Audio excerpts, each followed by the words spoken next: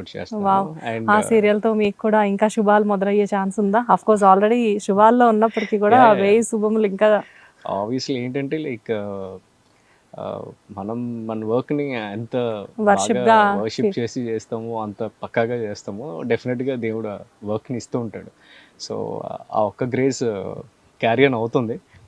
So ఎలా అండి ఇంత బాగా చెప్తున్నారు? లైక్ అంటే వర్క్ని ఇంత వర్క్ డెడికేట్ చేసేసుకొని వర్క్ని మొత్తం అంతా అడాప్ట్ చేసేసుకొని ఉంటారా ఎప్పుడు మీరు?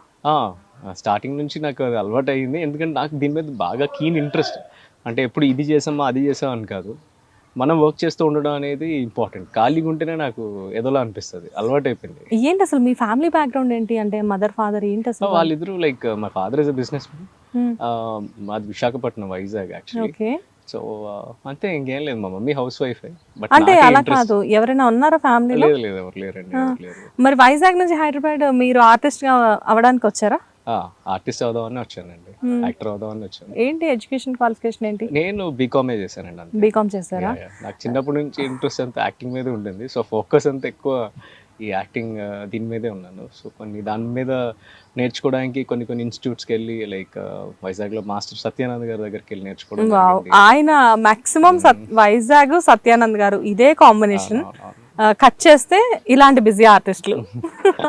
సో అలాగా ట్రావెల్ అవుతూనే ఉంది అక్కడి నుంచి. ఇంకా ఇట్స్ గోయింగ్ ఆన్. ఇప్పుడు మనం ఏంటంటే లైఫ్లో పెద్ద టెన్షన్స్, రిస్క్లు ఏమీ లేకుండా దేవుడే ఒక మంచి పాత్ ఇస్తూ ఉన్నారు. సో నేను దాంట్లో అలా ట్రావెల్ అవుతూ ఉన్నాను. ఈ పాత్లో ఎప్పుడైనా దెబ్బలు తగిలాయా? ఏమీ లేదు, అదే దేవుడి దయ వల్ల. సో ఇక్కడ దెబ్బలు అనేది లైక్ లిటరల్లీ చేసిన ప్రతి ప్రాజెక్టు సక్సెస్ అవ్వడం అనేది కూడా ఒక అదృష్టం లాగే. అదృష్టం. సో ఎందుకంటే మధ్యలో కొన్ని నేను చేద్దాము, నాకు బాగా నచ్చింది స్క్రిప్ట్, ఇందులో నేనే హీరో అయితే బాగుంటుంది, ఆడిషన్స్ కూడా జరిగి క్యాన్సిల్ అయిన ఉన్నాయి కొన్ని.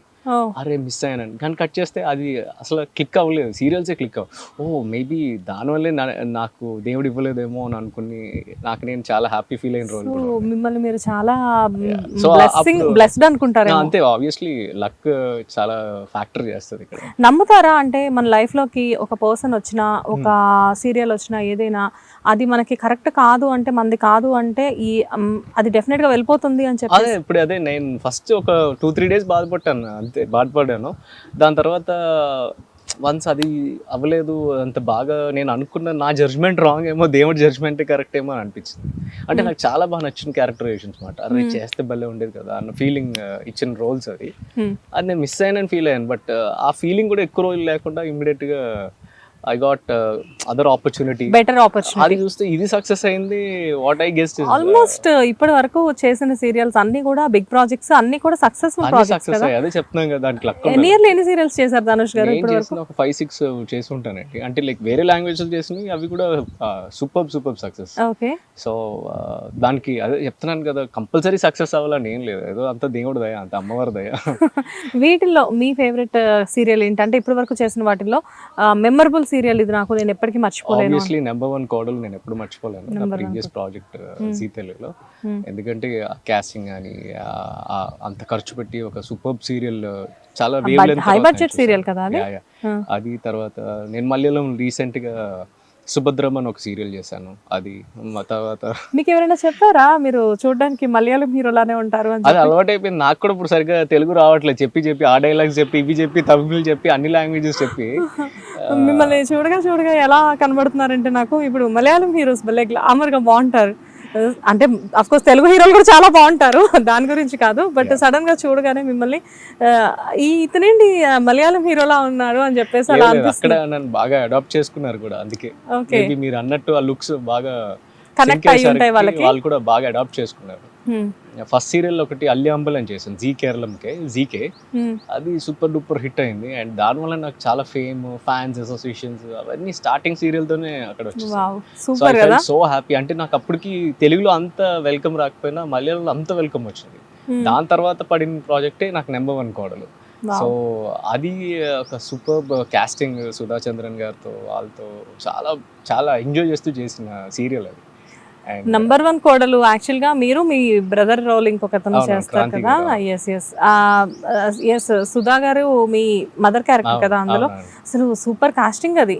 అసలు అది అల్టిమేట్ సీరియల్ అండి అది. అసలు దాన్ని ఇంకేంటంటే కంపేర్ చేయడానికి ఏం లేదు. ఇప్పటికీ అంత లావిష్ సీరియల్ ఇంకా రాలేదు. అవును, ఆ సీరియల్ ఎప్పుడు చూసినా ఫ్లైట్లు ఎక్కడం దిగడమే ఉండేది కదా చాలా వరకు. ఫ్లైట్లు ఎక్కడం దిగడం అంటే దానికోసం రామోజీ ఫిల్మ్ సిటీలో ఉండే ఒక సెట్, అలాంటి సెట్ మళ్ళీ రీప్లేస్ చేసి మనం చిత్రమందిర్ అన్న స్టూడియోస్ లో దానికోసం అసలు స్టూడియో స్టార్ట్ అయింది. ఆ సెట్ వేసి స్టార్టింగ్ అసలు ఆ సెట్ వేయడం కోసమే ఆ స్టూడియో స్టార్ట్ అయింది.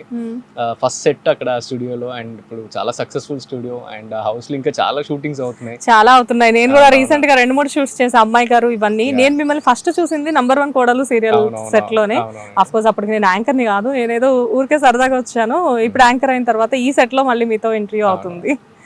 బట్ మీరు లైక్ అంటే ఫ్యామిలీ వైజ్ గా చూసుకుంటే మీనంటే ఇప్పుడు కీర్తి గారు మీరు ఇద్దరు యాక్టర్స్ కలిపి ఉంటే ఇంట్లో ఎలా ఉంటుంది? లైక్ అంటే ఇప్పుడంటే బాగా పుట్టాడు, కీర్తి గారికి బ్రేక్ వచ్చింది, అంతవరకు ఓకే. కానీ ఏంటంటే ఇద్దరు ఆర్టిస్టులు ఇంట్లో ఉన్నారంటే ఆవిడది ఒక సీరియల్ ఉండొచ్చు, మీదొక సీరియల్ ఉండొచ్చు, ఆవిడది ఒక టైమింగ్ ఉండొచ్చు, మీదొక టైమింగ్ ఉండొచ్చు. అక్కడ ఏమైనా చిన్న చిన్న క్లాషెస్ అవుతూ ఉంటాయా? ఏం లేదండి, మేము ఇంటికి వచ్చిన తర్వాత అసలు సీరియల్ గురించి కానీ, సీరియల్లో జరిగిన షూటింగ్ గురించి కానీ, అంటే ఈ సీన్ చేశాను నేను, ఆ ఫైట్ చేశాను, అవి ఇవి మాట్లాడుకుంటాం.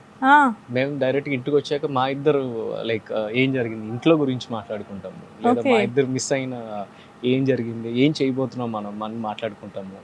అండ్ ఎక్కువ ప్రేమించుకుంటాం కనుక మా ఇద్దరికి ఎప్పుడు అలాంటి క్లాషెస్ రాలేదు. అసలు ఇక్కడ జరిగిన సంగతే మేము మర్చిపోతాం.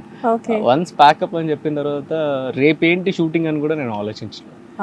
నెక్స్ట్ డే మార్నింగ్ లేచిన తర్వాత వీళ్ళు కంటిన్యూటీ కొన్ని పంపిస్తారు అన్నమాట. ఇంతకు ముందు ఈ సీన్స్ చేసాం, ఇవి కావాలి, ఈ రిక్వైర్మెంట్ అనేది ముందు డిస్కస్ చేసుకుంటాం. ఆ మార్నింగ్ మళ్ళీ నా వర్కింగ్ అవర్స్ స్టార్ట్ అయినప్పుడే నేను దాని మీద ఫోకస్ చేస్తాను అంతే.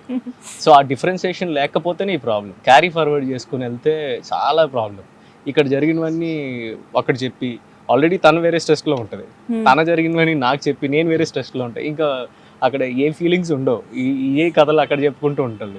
బేసిక్ గా చాలా మంది వైఫ్ అండ్ హస్బెండ్ ఏంటంటే నైట్ ఇంటికి వెళ్ళగానే కూర్చొని సరదాగా ఈ రోజు మార్నింగ్ నుంచి ఆఫీస్ లో ఇది జరిగింది, ఈ రోజు పొద్దున్న నుంచి అది జరిగింది అని చెప్పేసి చెప్పుకుంటూ ఉంటారు. అంటే డిఫరెంట్ ఫీల్డ్స్ లో ఉండేవాళ్ళు.